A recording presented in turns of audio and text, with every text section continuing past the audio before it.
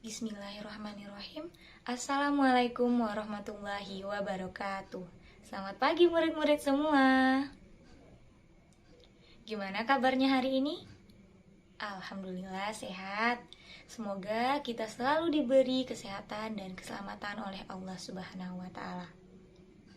Sebelum mulai belajar, Ibu mau tanya dulu nih, semangat gak buat murid-murid semua belajar di pagi hari ini? Wah, semangat ya. Alat tulisnya dan buku tematiknya dibawa tidak? Oke, dibawa ya.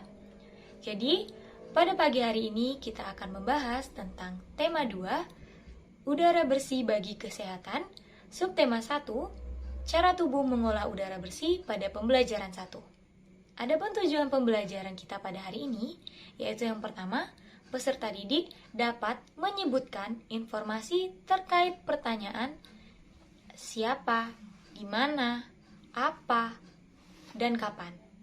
Lalu, tujuan pembelajaran yang kedua, yaitu peserta didik dapat menjelaskan organ-organ pernapasan pada hewan. Baiklah, sebelum kita mulai belajar, mari kita berdoa terlebih dahulu agar ilmu yang kita dapatkan dapat menjadi berkah bagi diri kita dan juga bagi orang-orang di sekitar kita. Baiklah, berdoa dimulai. Bismillahirrahmanirrahim.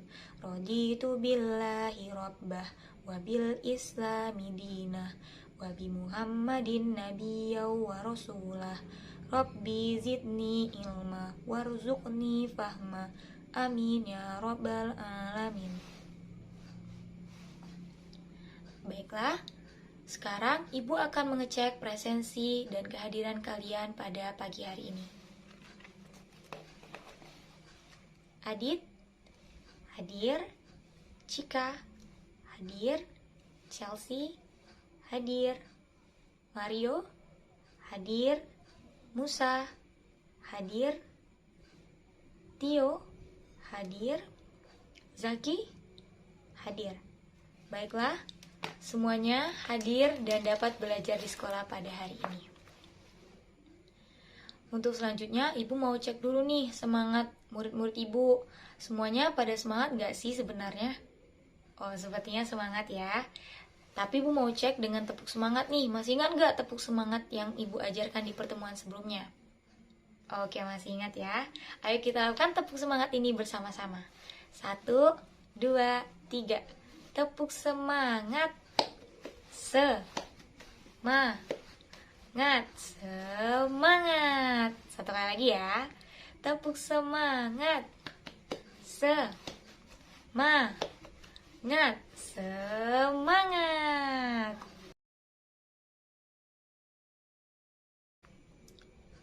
Materi yang akan kita bahas yaitu mengenai kata tanya dan juga organ-organ pernapasan pada hewan. Untuk materi pertama yaitu mengenai kata tanya. Sekarang, silakan buka buku tematiknya, tema 2, subtema 1, pembelajaran 1, halaman kedua. Nah, sekarang sudah dapat kita lihat bahwasanya di buku tema ini terdapat gambar Dayu yang sedang memperhatikan ikan hiasnya di dalam akuariumnya. Serta terdapat juga cerita mengenai Danu dan ikan hias. Dan juga terdapat peta pikiran atau mind map mengenai cerita tersebut. Baiklah, sekarang mari kita bersama-sama membaca cerita Dayu dan ikan hias. Dayu memelihara banyak ikan hias berjenis ikan mas koki. Ikan-ikan hias itu dipelihara dalam sebuah akuarium. Setiap hari, Dayu memberi makan ikan-ikannya. Dayu juga rutin membersihkan akuarium, lalu mengganti airnya dengan air bersih. Kegiatan itu ia lakukan seminggu sekali.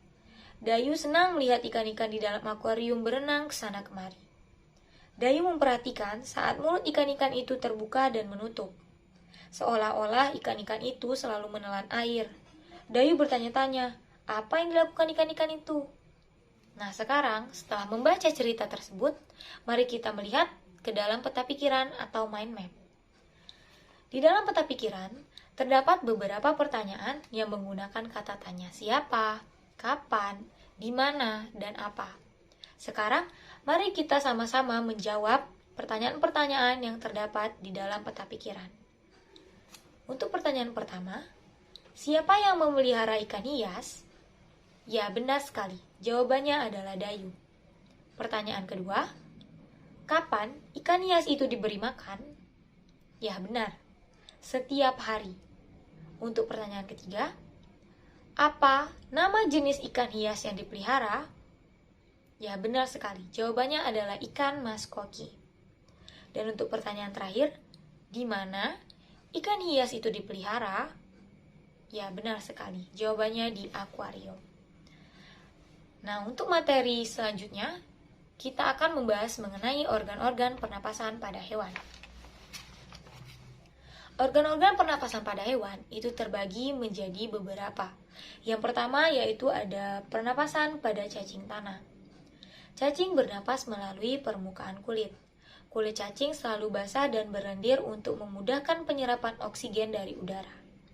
Oleh karena itu, cacing menyukai tempat lembab untuk menjaga supaya tubuhnya selalu basah dan berlendir. Di bawah permukaan kulit cacing yang tipis, terdapat pembuluh udara. Saat udara masuk melalui kulit, oksigen akan diikat oleh darah. Pada darah cacing terkandung hemoglobin sehingga mampu mengikat oksigen. Oksigen yang diikat oleh hemoglobin lalu diedarkan ke seluruh tubuh. Zat sisa pembakaran berupa karbon dioksida dan uap air dikeluarkan dari tubuh juga melalui permukaan kulit. Selanjutnya ada pernapasan pada serangga.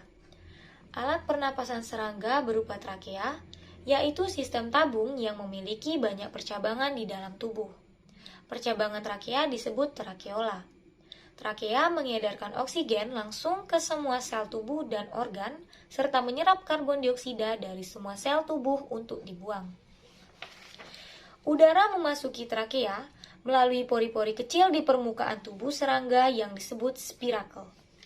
Selanjutnya, udara beredar melalui pembuluh udara kecil.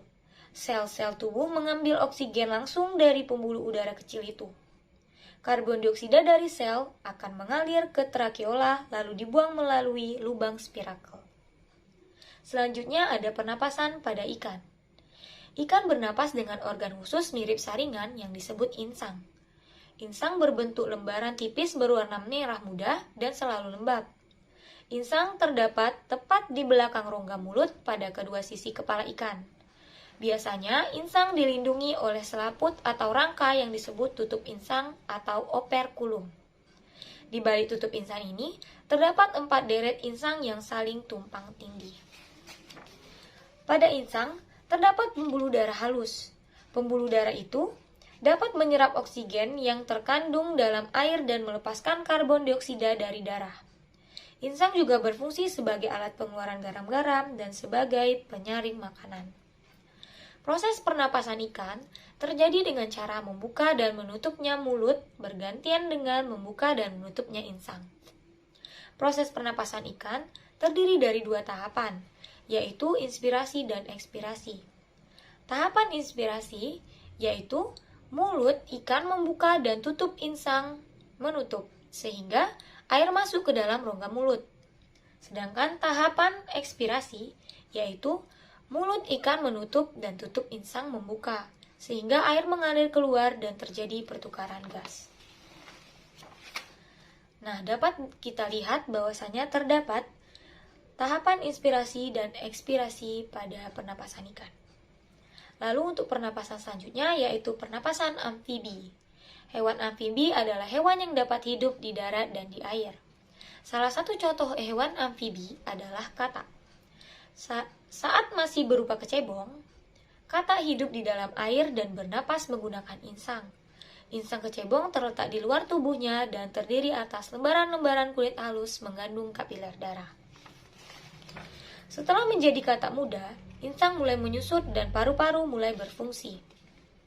Katak muda pun tumbuh menjadi katak dewasa.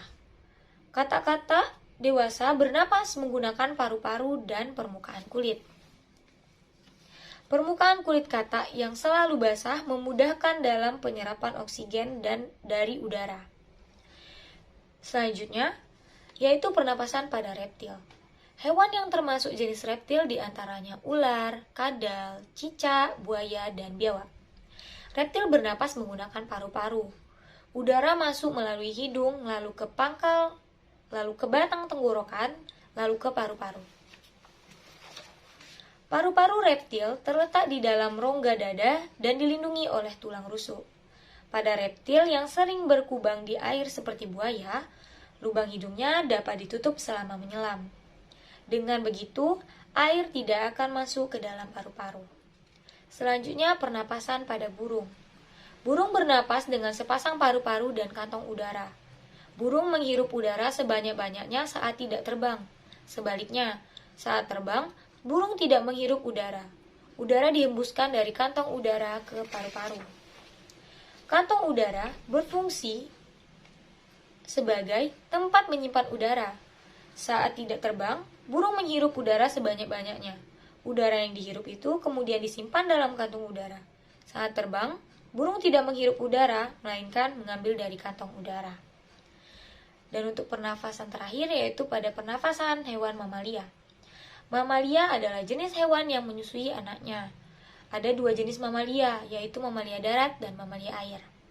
Mamalia darat misalnya kambing, sapi, kerbau, dan kuda. Mamalia air misalnya paus, duyung, dan lumba-lumba. Mamalia bernapas menggunakan paru-paru. Alat pernapasan mamalia darat terdiri atas hidung, pangkal tenggorok, batang tenggorok, dan paru-paru. Pada mamalia air, hidungnya dilengkapi dengan katup. Saat mamalia tersebut menyelam, katup akan menutup. Sebaliknya, saat mamalia tersebut muncul ke permukaan air, katup terbuka. Saat itulah mamalia air tersebut akan menghirup oksigen serta mengeluarkan karbon dioksida dan uap air. Baiklah, sekian materi yang dapat Ibu jelaskan mengenai kata tanya dan juga organ-organ pernapasan pada hewan. Sekarang, mari kita simpulkan sesuai dengan tujuan pembelajaran kita. Tujuan pembelajaran yang pertama yaitu peserta didik dapat menyebutkan informasi terkait pertanyaan apa, di mana, kapan, dan siapa. Jadi, tadi kita sudah secara bersama-sama membaca serta menjawab pertanyaan mengenai apa, di mana, kapan, dan siapa pada peta pikiran atau mind map dari cerita Dayu dan Ikan Hias. Lalu, untuk tujuan pembelajaran kedua, yaitu peserta didik dapat menjelaskan mengenai organ-organ pernapasan pada hewan. Seperti yang sudah dijelaskan tadi, yang dapat kita ambil kesimpulan yaitu yang pertama, organ pernapasan pada hewan itu terbagi sesuai dengan jenis hewannya. Untuk organ pernapasan pada cacing, itu menggunakan kulit. Lalu untuk organ pernapasan pada serangga, itu menggunakan trakea. Lalu untuk organ pernapasan pada ikan, itu menggunakan insang. Organ pernapasan pada amfibi, itu menggunakan insang dan paru-paru. Organ pernapasan pada reptil, itu menggunakan paru-paru. Lalu organ pernapasan pada burung, itu menggunakan paru-paru dan kantung udara. Dan yang terakhir, itu organ pernapasan pada mamalia yang menggunakan paru-paru. Baiklah, itulah kesimpulan dari materi kita pada hari ini. Sekarang, untuk menambah wawasan pada siswa, mari kita buka buku tematik tema 2, subtema 1, pembelajaran 1, halaman ketiga. Pada bagian ayo menulis, silakan mengisi dan menjawab pertanyaan tersebut. Lalu, buka halaman 12 di bagian ayo renungkan. Silakan jawab pertanyaan tersebut sesuai dengan materi yang sudah dijelaskan tadi. Baiklah, apakah semua siswa paham? Oke, baik, semuanya paham ya. Lalu sekarang, Ibu akan mengecek dulu semangat kalian semua. Mari kita lakukan tepuk semangat lagi. 1, 2, 3. Tepuk semangat. Semangat. Baiklah. Sekian dari Ibu. Terima kasih dan semangat selalu. Wassalamualaikum warahmatullahi wabarakatuh. Sampai jumpa di pertemuan selanjutnya.